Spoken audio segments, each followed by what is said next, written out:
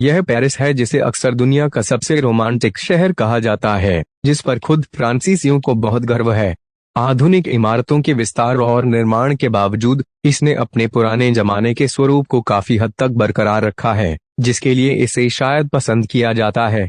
Eiffel tower के अवलोकन deck से पेरिस पर सूर्यास्त से ज्यादा रोमांटिक और क्या हो सकता है। यही कारण है कि ज्यादातर पर्यटक यहाँ आते हैं। हालांकि निश्चित रूप से स्वादिष्ट फ्रांसीसी व्यंजन और प्रसिद्ध लोवर भी संकेत देते हैं कि इस शहर में जीवन में कम से कम एक बार यात्रा करना अच्छा होगा। पेरिस मेट्रो को बहुत सुरक्षित नहीं माना जाता है, खासकर शाम को अंधेरा होने के बाद। पेरिस की आबादी 2.1 मिलियन लोग हैं। वास्तव में पेरिस पर्यटकों द्वारा दुनिया का सबसे अधिक देखा जाने वाला शहर है। यहाँ हर साल करीब 25 मिलियन लोग आते हैं। यह वास्तव में एक प्राचीन शहर है। इसकी स्थापना लगभग 2300 साल पहले रोमन और गल्स द्वारा की गई थी और इसे फेरिसी कहा जाता था। फ्रांस के सभी शहरों में पेरिस सबसे घनी आबादी वाला है। पेरिस दुनिया का सबसे पुराना पालतू कब्रिस्तान है।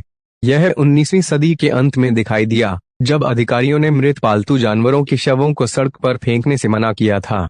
पेरिस में कई यूरोपीय राजधानियों के विपरीत नल से पीने का पानी बहता है।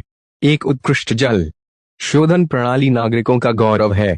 फ्रांसीसी राजधानी के उपनामों में से एक लाइट्स का शहर है। इसने इसे प्राप्त किया क्योंकि यह दुनिया के पहले शहरों में से एक था जहां स्ट्रीट लाइटिंग थी। पेरिस के उपनगरों में लगभग 8 मिलियन लोग रहते हैं, जबकि शहर में केवल 2 मिलियन से थोड़ा अधिक है। दाहिने हाथ का यातायात पेरिस सहित पूरे यूरोप में स्थापित है, लेकिन जनरल लेमोनियर के नाम पर एक छोटी सी सड़क है जिस पर बाएं हाथ का ट्रैफिक है। पेरिस का क्षेत्रफल 105.4 किमी है। पेरिस की प्रतीक एफिल टावर को एक बार शहरवासियों के अनुरोध पर लगभग ध्वस्त कर दिया गया था, जिन्होंने दावा किया था कि यह शहर की उपस्थिति को खराब करता है। पेरिस में एक हास्यपूर्ण कांस्य प्रतिमा है। इसमें 2006 में विश्व कप के फाइनल मैच के दौरान मातेराजी द्वारा सीने में जिदान के प्रसिद्ध हेडबट को दर्शाया गया है। पेरिस के केंद्र में कई घरों की छतों पर मधुमक्खी के छत्ते कुल मिलाकर लगभग 300। ऐसा कहा जाता है कि महानगरीय कीट अपने गांव के समकक्षों की तुलना में अधिक शहद का उत्पादन करते हैं।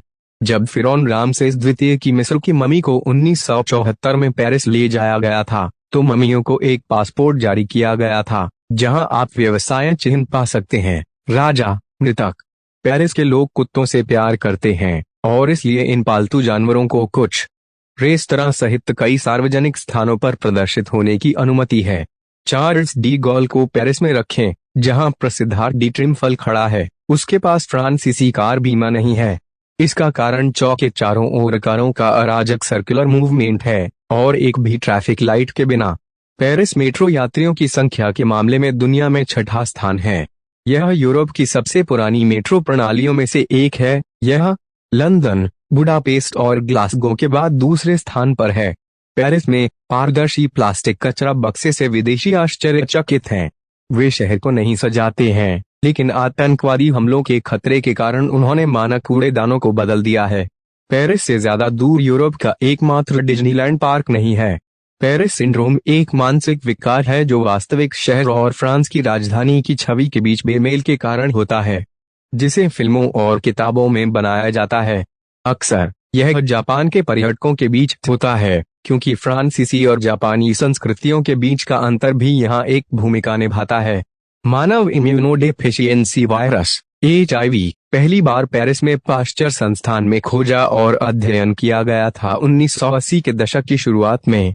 XX सदी की शुरुआत में पेरिस में एक मानव प्राणी उद्यान था, जिसे आधिकारिक तौर पर एक सपोजिशन कॉलोनियल उपनिवेशवाद की उपलब्धियों की प्रदर्शनी। इस उद्यान में फ्रांसीसी बसे हुए लोग Madagascar, Bharat, Vietnam, Sudan, Congo, Tunisia और मोरक्को से अपने उपनिवेशों से लाए थे।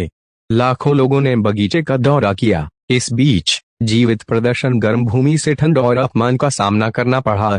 आज पूर्व उद्यान को कानूनी रूप से फ्रांस में राष्ट्रीय श्रम के रूप में मान्यता प्राप्त है।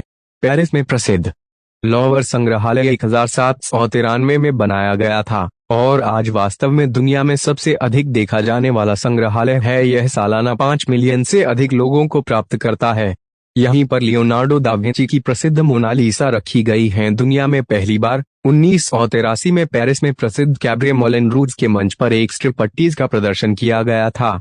मोना नाम की एक लड़की ने एक मंचन सौंदर्य प्रतियोगिता के दौरान अपने कपड़े पूरी तरह से उतार दिए और इसके परिणाम स्वरूप जुर्माना लगाया गया। अभद्र व्यवहार के लिए 100 फ्रैंक का।